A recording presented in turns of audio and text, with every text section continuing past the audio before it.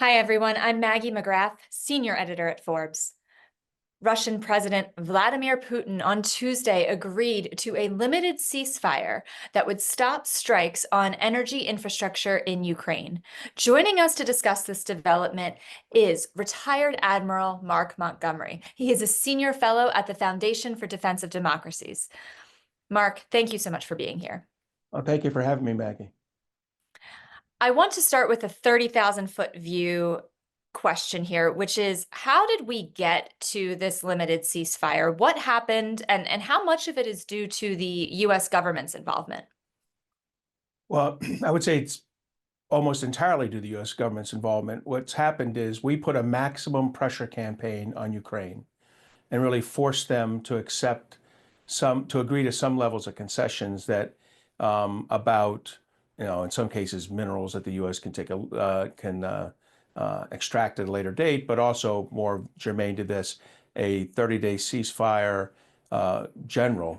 comprehensive, as well as a probable agreement to some level of not getting some of their sovereign territory back.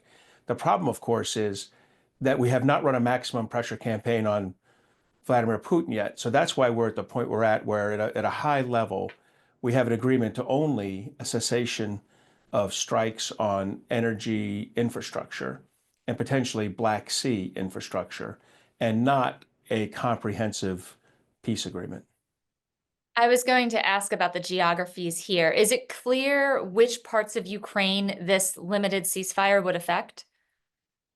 I think the limited ceasefire is only going to affect, in theory, critical infrastructure. Now, I'll say an energy infrastructure. I'll say last night, both sides struck energy infrastructure and other targets pretty comprehensively. I would call things confidence building measures. That's where neither side would have struck last night. That would have been a confidence building measure. We saw no confidence getting built last night, as both sides were fairly aggressive, particularly the Russians, in striking Ukrainian critical infrastructure. So there's been no withdrawal of Russian troops or Ukrainian troops anywhere. It kind of is business as usual, even in spite of the Kremlin statement. I would say it's 98% business as usual.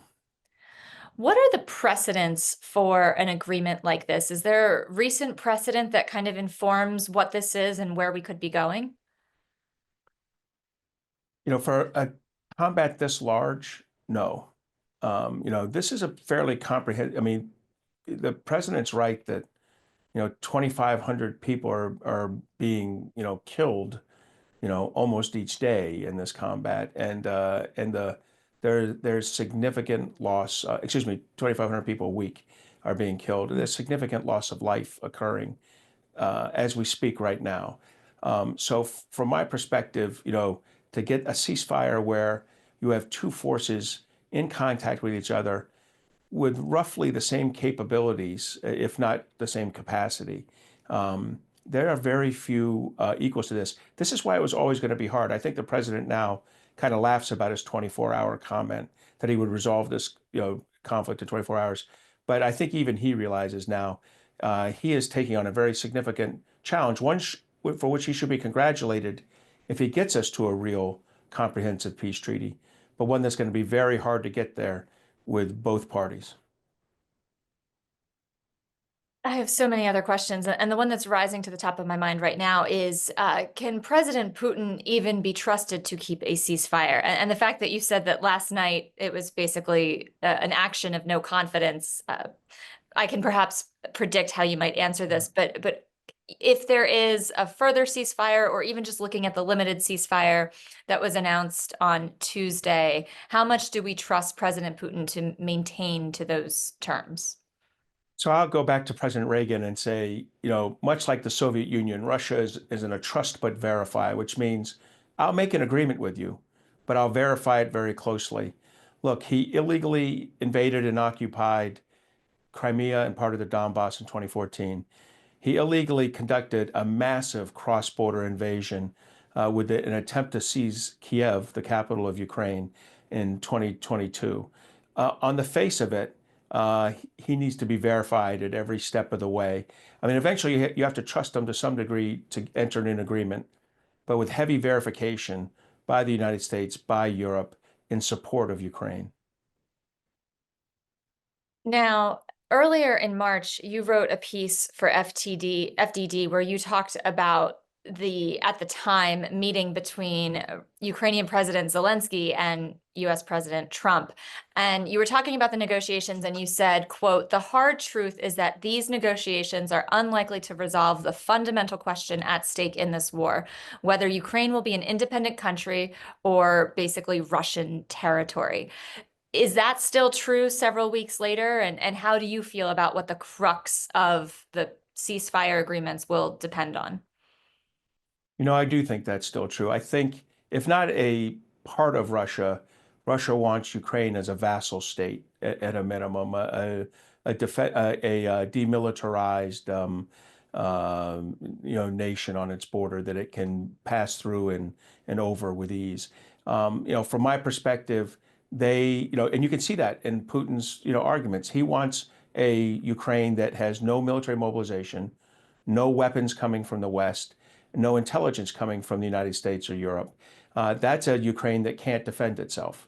And if that's his core litmus test or requirement for entering into a comprehensive peace treaty, we're not going to have a comprehensive peace treaty because President Zelensky can't accept that. And if it means he has to abandon the U.S. as his principal partner, then he will. And I would if I were him too, because being a vassal state to Russia is, being a vassal state to autocracy and a lack of freedom, a lack of democracy, a lack of liberty. It feels like the terms for longstanding peace are so far apart. In your view, and based on your experience as an admiral, is it possible? What would it take? It's going to take, my personal opinion, is going to take President Trump pressuring President Putin. Now, look, that could happen quickly. Like if he pressures him and Putin sees the effects, he may not want those effects to be transmitted into his population. Then there could be a quick resolution to this, but it is going to require us pressurizing them. The Russian economy runs largely on fossil fuel sales. That's oil and natural gas. We could easily begin to sanction the Indian companies taking Russian oil, put a real squeeze on their economy. The reason this matters is Russia spends its money this way: 40% on defense, 60% on payments to babushkas. And by that I mean payments to his base, to keep them happy. So if we lower the incoming money, reduce the fossil fuel sales, he'll have to choose between paying for the army to fight the war or paying for his base to maintain his regime credibility. Either way, he's going to have to stop the war. As you look at the developments over the last few days, obviously we've been talking about from the 30,000-foot view and kind of the big headline pieces of this, but is there an aspect of the limited ceasefire or the negotiations between President Trump and Presidents Zelensky and Putin that you find especially interesting, but the media and the public isn't talking about or isn't especially aware of? Yes, and it's because the energy infrastructure is an issue both the United States and Ukraine have spoken about. The idea of at least, some kind of cessation of hostilities there. Russia introduced, broadly, the idea of a cessation of hostilities in the Black Sea. I think that's indicative of just how effective the Ukrainian Navy and intelligence services have been at striking Russian ships and Russian oil platforms and other Russian capabilities and capacity in the Black Sea area. And I just think the Russians have had enough of it. And so they'd like a cessation of hostilities there. It benefits the Ukrainians as well to some degree, but I think that's really something Russia wants. And it's an interesting aspect to this. Now, just earlier today, Wednesday, President Trump said he had a, quote, very good telephone call with President Zelensky. This follows a somewhat disastrous meeting in the Oval Office several weeks ago. Have you followed this development? And if so, do you make anything of this telephone call between President Trump and President Zelensky? Well, first, I have to say, President Trump has a lot of very good phone calls. So I wish I had his success rate. I would just say, no, it doesn't. Look, it's him and Zelensky agreeing, I think, that it's good that there was an energy in a Black Sea, some kind of potential agreements there, but also a recognition that while President Zelensky has offered, both with his middle deal to the United States and some agreement to concessions with Russia, he's offered a legitimate bargaining position for these talks. President Putin's done none of the sort. He's held his hard line. You know, it's the same hard line he was pushing in Istanbul 2 years ago. He's pushing it today. His acolytes, Medvedev and Lavrov, are out saying the same thing. I'm sorry, you know, President Putin has not shown that, you know, the ability to agree or build consensus. That's not how he's ever ruled. I don't expect him to develop that trait overnight. So it's going to take some time in the United States pressuring President Putin with hardline sanctions to get Russia into line for a real comprehensive peace treaty. Do you think it's possible for President Trump to take a hard line on President Putin? Well, certainly it's possible for him. Possible and likely are two different things. I hope he does. I even think he will. But certainly there's an aspect of President Trump in the past where he has not been as hard on President Putin and other authoritarians as we would like. He tends to look at things as big country, small country, spheres of influence. That's not appropriate here. A country illegally invaded another country, killed 50,000 of its soldiers, killed almost an equal number of civilians, destroyed its critical infrastructure to the tune of $300, $400, $500 billion, captured people, captured territory, stole children, committed war crimes. Vladimir Putin is not a good fella, and we just need to recognize that. So if President Trump can deal with him, maybe President Trump can deal with that and get a good deal. But I think it's equally likely that a month from now we're sitting here in really full-scale combat. I was going to ask you to look into your crystal ball. So full-scale conflict continuing, perhaps.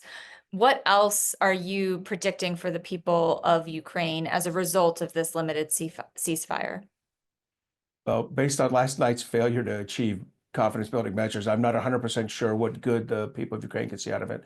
I think the best thing they can see out of it is the U.S. has reopened its delivery of arms sales from pre-existing Presidential Drawdown Authority and Ukraine Security Initiative purchases. So equipment, supplies, munitions are flowing in. We've reopened the architecture, the gateway for intelligence sharing. So intelligence is coming in. That's important. The Europeans are working harder on doing a better job of carrying their end of the bargain here and getting more weapons and money in. So there's a potential that Ukraine's in a better position a month from now or 2 months from now than they are today, than they were certainly 10 days ago after the disastrous Zelensky-Trump meeting. Well, I suspect this will continue to evolve and we will have to have you back as further developments emerge. But in the meantime, retired Admiral Mark Montgomery, thank you so much for joining us. We really appreciate your time and your insight. Thank you for having me, Maggie. It was good to be here.